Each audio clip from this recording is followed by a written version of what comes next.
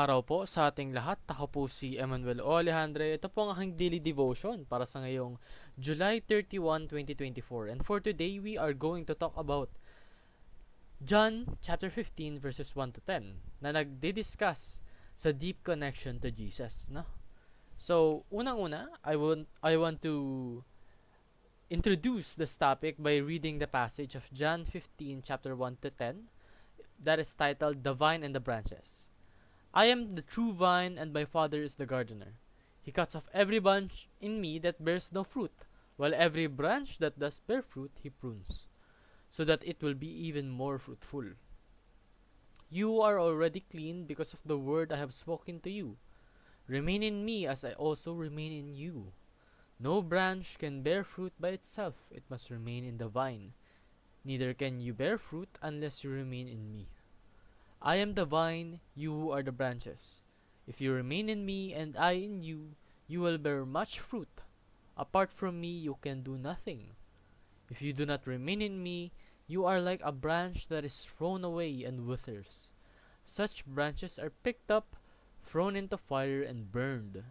If you remain in me and my words remain in you, ask whatever you wish and it will be done for you.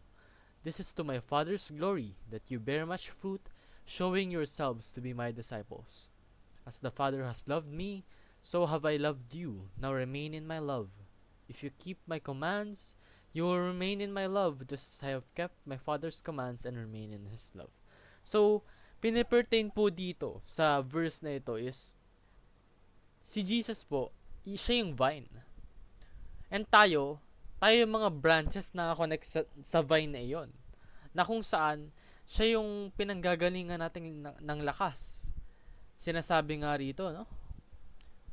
You are already clean because of the word I have spoken to you. So, nilinis na po tayo. Remain in me as I also remain in you, so that you may bear fruit. So, kapag daw po ginugusto talaga nating bumunga yung buhay natin, kumbaga, we provide something of value in our lives, we should remain in Jesus. And always put His teachings first.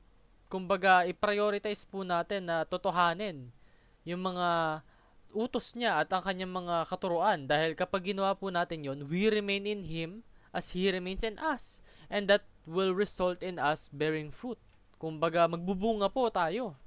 Not literally na magkakaroon tayo ng prutas, no? It just means that we as people have the ability to grow in an eternal value kapag talagang namuhay tayo sa mga salita niya. So, bukod po doon, marami pa po tayong teachings na may hinuha sa verse na to. Unang-una, Jesus is the true vine and we are the branches. Kumbaga, ganun talaga yung connection natin kay Jesus, no? Talagang from the very beginning, napakalapit ng connection natin. Kasi, that's the vine and the branches, no? Hindi mo yan pwedeng sabihin na different things kasi magkasama talaga yan. Dapat yan nagkabuklod. Kapag hindi na yan magkabuklod, yung branches magiging dead na yan eh. Kumbaga, yung value ng branches, yung value natin, kapag napalayo tayo sa vine, which is si Jesus, talagang magiging worthless yung buhay natin eh. Kumbaga, mawawalan ng meaning yung mga ginagawa natin in our everyday lives. So, the branches must remain in the vine in order to bear fruits.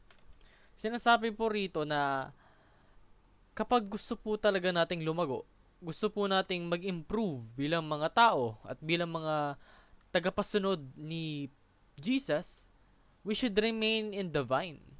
We should continue having this intimate relationship with God, no? And with Jesus Christ. Kasi in that way po, talagang lalago tayo. We will bear fruit.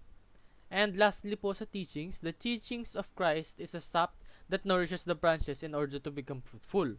So, ihalin tulad po natin ito sa isang puno. Na kung saan, yung mga teachings, yung mga katuruan po at mga salita ng ating Panginoon at si Jesucristo ay nagsisilbing sap na nagtataglay ng napakaraming nutrients para maging mabunga tayo.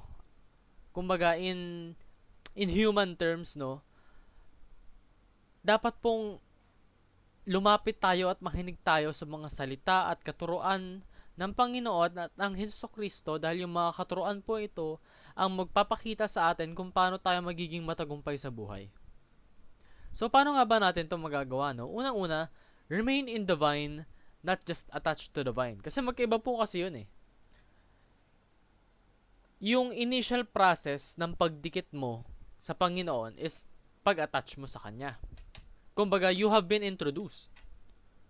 Ngayon, once you have been introduced, it is your duty and your responsibility to remain attached to that vine. To remain attached to Jesus.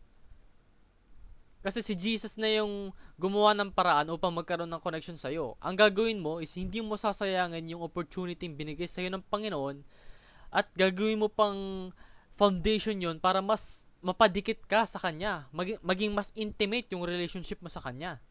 And remain in the love of Christ, not just know the love of Christ. So ngayong nalaman mo na kung ano yung ginagawa ni Hesukristo para sa'yo, kung ano yung maaari niyang ibigay sa'yo dahil sa pagmamahal niya, you should act upon that knowledge.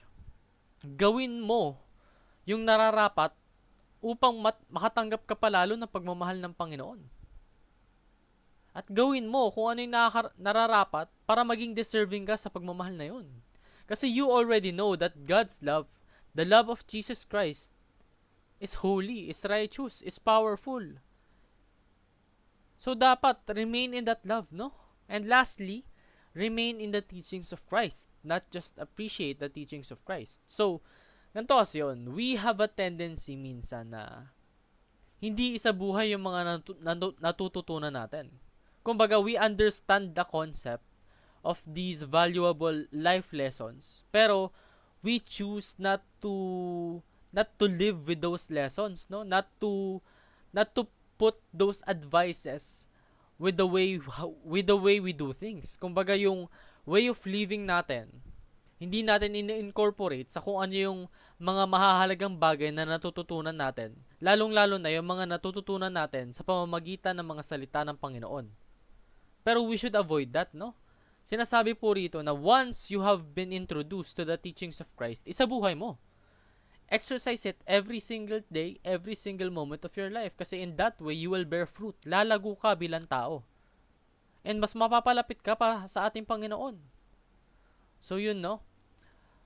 Pair that with unwavering loyalty and faithfulness towards Him. Talagang magiging successful ka sa buhay. So yun lamang po ang aking daily devotion para sa ngayong July 31, 2024. Ako muli si Emmanuel O. Alejandre. Pagpalaing po tayong lahat and give glory to God.